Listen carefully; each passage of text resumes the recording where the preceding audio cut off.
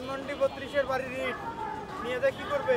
এটা স্বৈরা শাসকের স্মৃতি, এটা পায়ের তলে রাখুন, সিঁড়ি বানাম, এটা সবার নিচে রাখুন পায়ের তলে। এটা হলো স্বৈরা। ভাই আপনি আমি কুমিল্লাতে আইছি, কুমিল্লা। মানে কেন এত ক্রোধ, কি কারণ তাদের? এটা 16 বছর 17 বছর ধরে জ্বালাইতেছে, মানুষরে ধ্বংস করে ফেলাইছে স্বৈরা শাসক।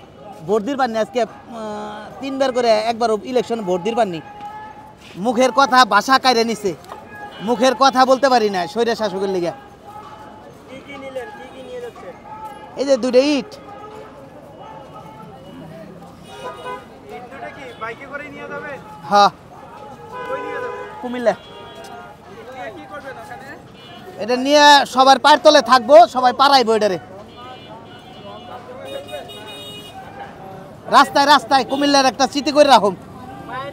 পায়ের নিচে যদি দিয়ে রাখেন, ওইটা আপনার যে 16 বছর পর্যন্ত কথা বলতে পারেন নাই, কথা কি বলতে পারবেন পায়ের নিচে দিলে?